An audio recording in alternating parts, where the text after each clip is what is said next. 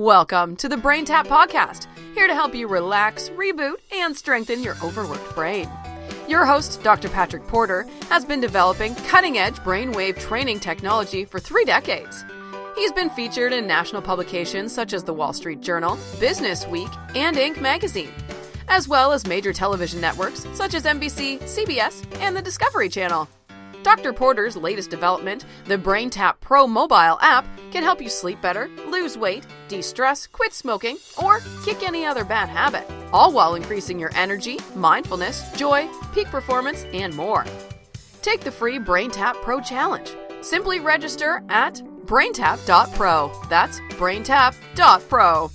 On the BrainTap podcast, Dr. Porter brings together a team of experts to share up-to-the-minute news in neuroscience, brain training technology, along with how mindfulness and meditation can be used to improve your life in ways you never imagined possible. And now, here's your host, Dr. Patrick Porter. Hello, this is Dr. Patrick Porter, and welcome back to BrainTap Radio. And today we have a very special guest, Henry O'Connell, who's been 20 years in this field of basically analytics, I guess you'd call it. But I'm going to let him kind of explain a little bit about what he's doing over there at Canary Speech before we begin. So Henry, go ahead and just give us a kind of a prelude about how you got into this, what it's all about. And this was a field that I was just fascinated with when I got to speak with you a few weeks back. So I thought we need to get you on our podcast and radio show and just start spreading the word. Well, it's also my pleasure to be speaking with you, Patrick. Thank you very much.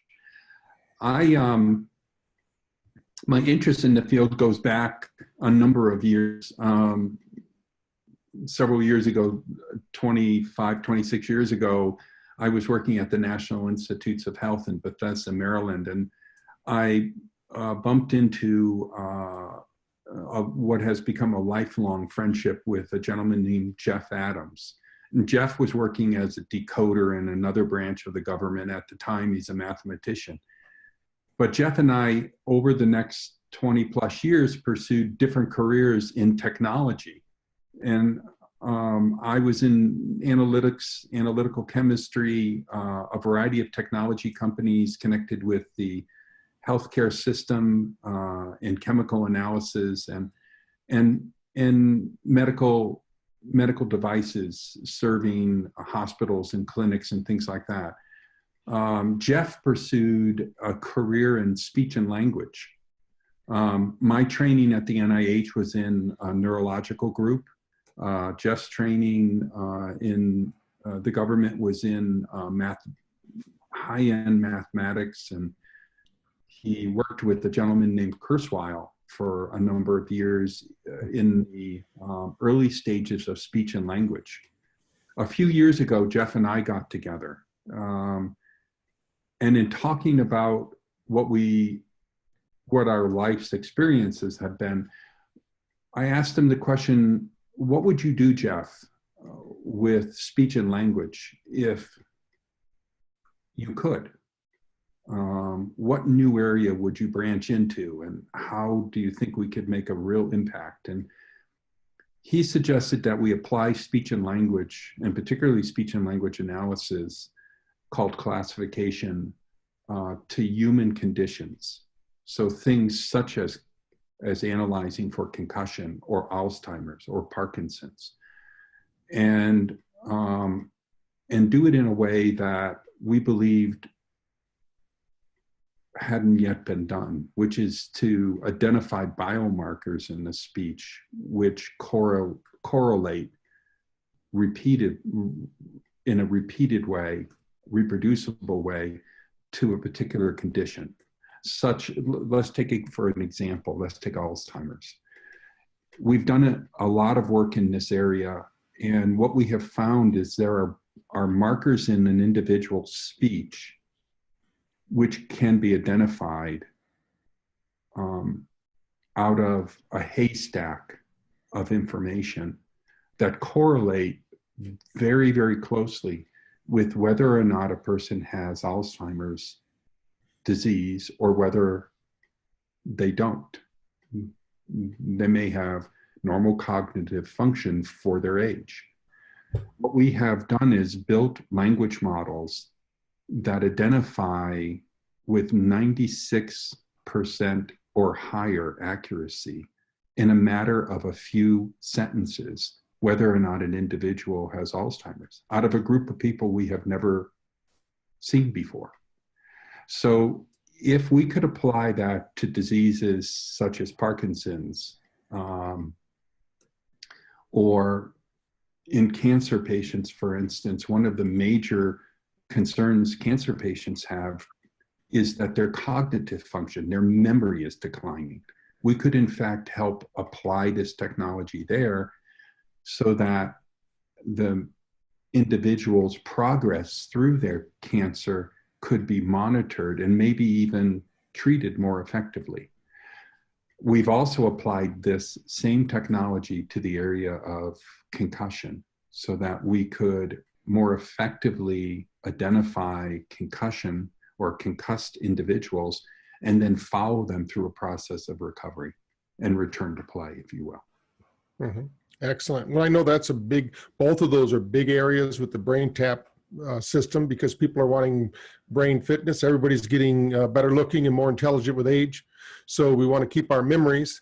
We don't want to have that decline that we always read about or learn about. So when I learned about this, one of the things that fascinated me was you were able to do this very economically. So give me most people, if they had this kind of technology, would be, it's kind of one of those things that you could almost name your own price, because with groups like the NFL and others that are looking for solutions, for sideline solutions, you could actually take this down to the elementary, junior high, high school level and use it in schools. So can you tell us a little bit of the experience with Canary Speech in schools around the country? Because that's very interesting to me, and also I think to my doctors. Well, thank you. And yes, it is true. What we are seeking to do is to provide a test that can be effectively administered on the sidelines using a smart device like an iPad or a smartphone. In fact, Canary Concussion Assessment Tool is available in the Apple App Store. And you can go there and download it. And when you download it, you can request to have the credentials to sign on. In high schools, we have a companion product which runs on the website, which helps them organize all of it. So they organize it by their team, their coaching staff, their trainers, individuals that need to be tested can be tested on an iPad or on an iPhone. The information is automatically downloaded through secure credentials to a HIPAA data site and then stored for management purposes on the website. We believe that the more data one is able to collect, the better you are. So we don't limit.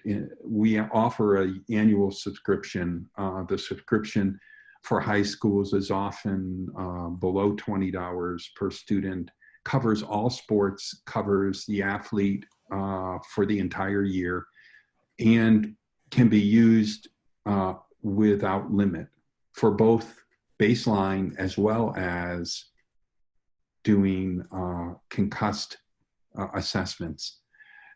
We create a master profile for the athlete. So if the athlete in high school goes from football to the wrestling team, or from basketball to tennis, or whatever sports they're in, the concussion assessment tool follows them. And it does that throughout the year. So we believe collect the data you feel you need to collect. Having that data is always going to be better. Within our assessment tool, we offer a range of data types. So you're completing a standard questionnaire generally used for concussion assessment, an approved tool, but we also capture the individual's audio. So when an individual takes the test as a baseline, their audio is captured. When they take a test on the sideline, if there's a suspected concussion, the team can call up the test that was done as a baseline right on the sideline on their iPad, and they can look at the test and compare them side by side. Remotely, a doctor, a team physician could log on to the website and actually review that and listen to the athlete. So in a recovery period, they have a much richer range of information. We capture the text of the interview with the athlete also. So the assessment contains a richer range of information than is generally collected now. And then we provide that information in an unlimited way to the athlete, to the school, to the family. We just feel it's much better collect all the information you feel you need without limit. That's great. Well, I know that sports are big, but I think even bigger is the Alzheimer's situation we have now and what's happening. And people are going, what am I going to do? Whether they're worrying about it for themselves or their loved ones are going to have to take care of them. So tell me a little bit, walk me through why you developed that and how it's being used out there in the world right now, because I know that's already out there being used and people are benefiting from it. Well, currently, we've been involved with Alzheimer's for a longer period of time. I think it's a disease that is so dramatic for so many Americans. It's estimated by the Alzheimer's Association that we have well over 6 million individuals identified, diagnosed with Alzheimer's. There are more who have Alzheimer's or other related cognitive illnesses beyond age-related cognitive decline. And when you consider the care group is 3 times that size. So this is impacting on well over 20 million Americans. A very heart-wrenching story, which you hear regularly when you ask an Alzheimer's family, how did you know, in this case, let's say, how did you know that dad had Alzheimer's? And a common story is, well, dad was at the grocery store last Tuesday or, a month ago, and we got a call from a stranger from his phone, and dad couldn't remember how to get home. The impact on that family is so traumatic. For dad, his life has changed forever. And the diagnosis of Alzheimer's currently in America is, without exaggerating, not much better than 60% accurate.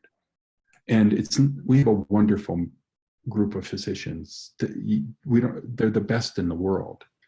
But the accuracy of diagnosing whether or not an individual has Alzheimer's, looked at by prominent institutions like Johns Hopkins, indicate that our success rate in accurately identifying it early is really very, very poor. What we wanted to do was to make an impact on that in 2 broad areas, and this story demonstrates both. Currently, our models for identifying Alzheimer's are measured in the mid to higher 90s in accuracy. We are currently working with some Alzheimer's clinics in which we are adjusting our models to function within the clinic environment.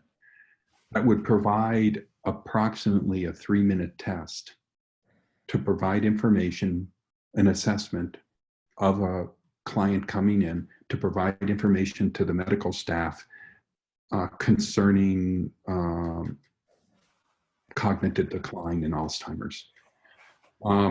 In doing that, then that'll help guide the staff through their process of evaluating them. An evaluation for Alzheimer's can take 4 to 6 hours in a clinic. Our test can take 3 minutes.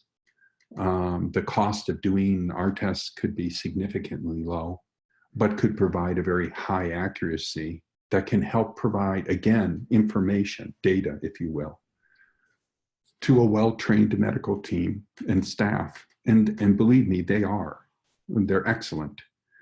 But it gives them more information. And as we provide them with more information, they can make more accurate, more intelligent decisions on this.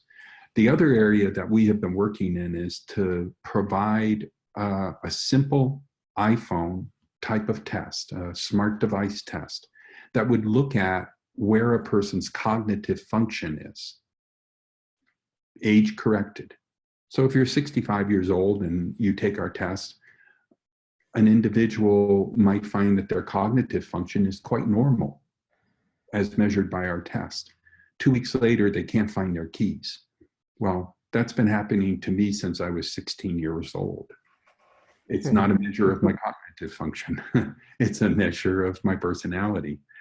And what I want to be able to do is an individual who has an Alzheimer's patient or related type of disease in their home that they're caring for, one of the major concerns they have and the anxiety in their life is, am I next? Is this genetic? Is it nutritional? Is it behavioral? Am I going to also get this disease? Well, I couldn't find my keys on a Wednesday. You take the test. And what you find is that your cognitive function's the same as it's always been, or at least since we started measuring it. Mm-hmm. So we do have a companion type of app that allows for that. The thought I have, and that would be pennies a month, mm-hmm. to sign up. We have to run it through the cloud. We run it on a HIPAA data site. But the idea is to provide them with an understanding that you don't need to worry about that right now, you're no different than you have been a month ago or 2 months ago. Now, the contributing factors for a person who's normal, a non-disease state individual, are they getting enough sleep? Are they getting exercise? Are they managing the stress and anxiousness in their lives? If they can get those things under control and they can manage those and they can get a good night's sleep repetitively, those things can help us keep our mind healthy. If you have an individual that experiences long-term stress and poor sleep for weeks and months at a time, their cognitive functions will decline. They just can't think as clearly. So this can help them hopefully reduce some of the stress in their lives and be aware that they need to get a good night's sleep and so on and so forth. Okay. Right. When we start getting this out here to not only the medical community, but out to the general public at large, where do you see this kind of technology spreading from the concussion and Alzheimer's area? Where do you think this is going to grow to? Well, we're working diligently right now to explore other areas, things I've mentioned, many of them, Parkinson's, Alzheimer's, stress, anxiety, depression. These types of things, if we manage those things in our individual lives, if we're managing stress and we're managing anxiety and we're getting the sleep we need, if we're managing those things in our lives, we're going to have healthier, higher quality lives. And so if measurements for self management are available, things that we measure, we pay attention to. Things that we can't measure, we tend to not pay attention to. So we want to provide some tools to help people measure things in their lives that are founded in science and founded in technology. And so we could see those types of tools, the preliminary elements of them are available now. We're perfecting some of those and we're testing them. In the area of Alzheimer's, my hope in the short term over this next few months and this year, 2018, is we will have tools available for clinics that would provide them with an assessment, a screening. So an individual who comes in could actually be screened for cognitive decline, and certain areas and guidance is provided to the medical staff. So it helps enrich the experience for the patient in the clinic. With respect to concussion, we're currently working on perfecting the model that would provide us with the ability in a 3-minute test or less to say that this individual has a concussed assessment. So rather than doing a 5 to 15-minute questionnaire and test, you could do an assessment that's 1.5 minutes long. And it's based on data. I spoke earlier about the biomarkers. We've identified 2,550 plus unique markers in speech. Imagine that our language is very, very rich in data. And that if you imagine that that's the haystack. So we've got this haystack, and what we're trying to pull out of that is the 5 or 6 or 7 markers out of that haystack that correlate very well with concussion or with Alzheimer's or with Parkinson's. What we've been able to do is to identify and create tools that pull those markers out. So instead of looking at the haystack, I'm now looking at a half a dozen markers that correlate well with that particular bio function or human condition. So that's our hope is we'll begin rolling these out during 2018. We're already, we have a concussion product out, as you were aware. The work on Alzheimer's is ahead of that, but we're validating some things at the clinic level right now. Okay, well, great. Well, how can somebody, we're not quite done yet, but I want to let the